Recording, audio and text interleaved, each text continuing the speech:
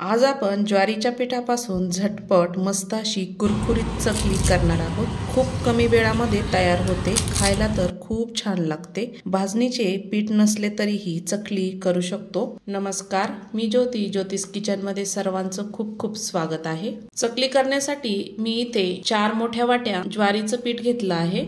ज्वारीचं पीठ मी आधीच चाळून घेतलं। पीठ चाळल्यामुळे त्याच्यावरचा कोंडा निघून जातो आणि पीठ एकसारखं होतं। त्यामध्ये जर ज्वारी असली तीही निघून जाते।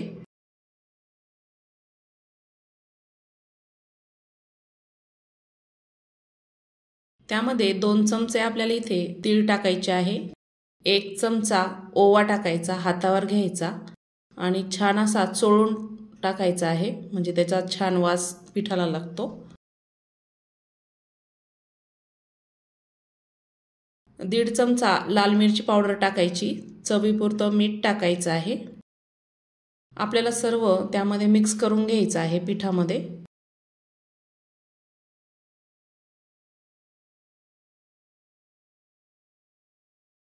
पिठामध्ये सर्व छान मिक्स झालं आहे। गॅसवर आता कढई ठेवली। आपण जेवढं पीठ घेतलं होतं तेवढं तितकंच आपल्याला पाणी टाकायचं आहे। मी इथे 2 पातेले पीठ घेतलं होतं, 2च पातेले मी इथे पाणी टाकलं आहे। पाण्याला छान उकळी आणायची आहे। त्यामध्ये 1 चमचा भर तेल टाकायचं, झाकण ठेवायचं। 4 ते 5 मिनिटांनी चेक करूया। पाणी आपलं छान गरम झालं आहे। त्यामध्ये 1 चमचा धनिया पावडर टाकायची, थोडीशी हळद टाकायची, मिक्स करायचं आणि पाण्याला छान उकळी आली आहे। त्यामध्ये ज्वारीचं पीठ थोडं थोडं करून टाकून द्यायचं आहे। आपण जे कोरडे मसाले पिठामध्ये घातले होते ते पाण्यातही घातले तरी चालते। सर्व पीठ मी यामध्ये टाकून घेतलं आणि आपल्याला छान हाटून घ्यायचं आहे, घोटून घ्यायचं आहे सर्व पीठ एकसारखं। जेवढं बसेल तेवढं पीठ मी यामध्ये टाकून घेतलं। कढई माझी मोठीच आहे, जास्त मिक्स करायची बी गरज नाही, थोडं खालीवर करून घ्यायचं, कारण आपल्याला ह्या पिठाची उकड काढायची आहे। सारखं एक मिक्स करायचं आहे।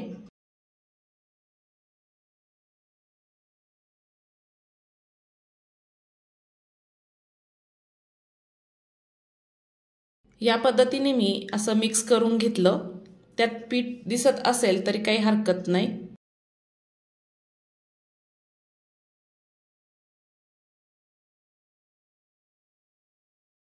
हे पीठ आपल्याला वाफवून घ्यायचं आहे। त्यावर झाकण ठेवायचं। 5 मिनिट कमी गॅसवर छान पीठ आपल्याला वाफवून घ्यायचं आहे। 5 मिनिटानंतर चेक करूया। पीठ बघू शकता मस्त वाफलं आहे।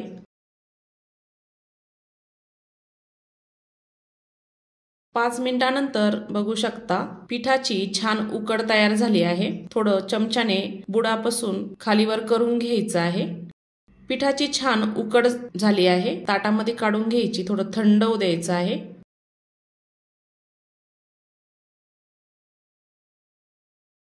पिठाची उकड मी इथे थंड करून घेतली आणि छान मळून घ्यायची आहे। थोडंसं हाताला पाणी लावायचं आणि छान मळून घ्यायची। सर्व पीठ मी इथे मळून घेणार आहे।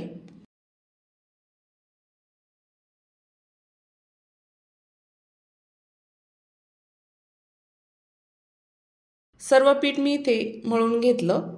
इथं एक साचा घेतला, आपल्याला याच्या चकल्या करायच्या आहे।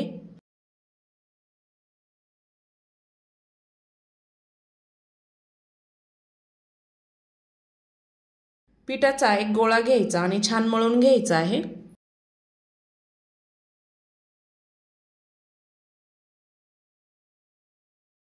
चकली करण्याआधी सोऱ्याला तेल लावून घ्यायचं, म्हणजे पीठ त्याला चिटकत नाही। मी आधी तेल लावून घेतलं आणि गोळा केलेला साच्यामध्ये टाकून घ्यायचा, असा दाबून घ्यायचा।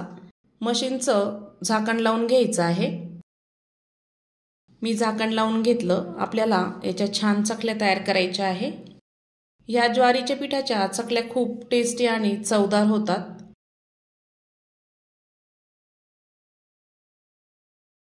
मी इथे एक प्लेट घेतली आहे, त्यावर आपण चकली तयार करणार आहोत।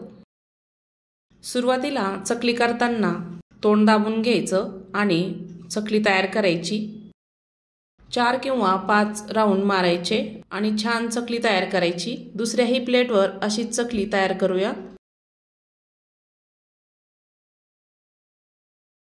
मी चकलीचा साचा छोट्या साईजचा घेतला, छान चकली होते।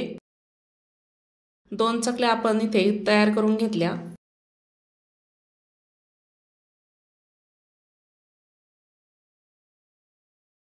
गॅसवर तेल छान गरम झालं आहे, कडकच आहे सुरुवातीला। त्यामध्ये चकल्या सोडल्या, छान तळून घ्यायच्या आहे मध्यम आचेवर। जास्त तेल थंडही ठेवू नका, नाहीतर चकली तेलगट होते आणि जास्त गॅस फुल असला की चकली वरतून तळल्या जाते, आतून कच्चीच असते आणि नरम पडते। त्यामुळे मध्यम आचेवरच चकली आपल्याला तळायची आहे। तळलेली चकली आपण काढून घेणार आहे। सर्व चकल्या मी अशाच तळून घेणार आहे। दुसऱ्या बॅचमध्ये 3 चकल्या टाकल्या। तळल्यानंतर चकली बघू शकता तेलावर अशी तरंगते। तळलेली चकली आपण ताटामध्ये काढून घेणार आहे। मस्त अशा कुरकुरीत खुसखुशीत ज्वारीच्या पिठाच्या चकल्या तयार झाल्या। नक्की तयार करून बघा।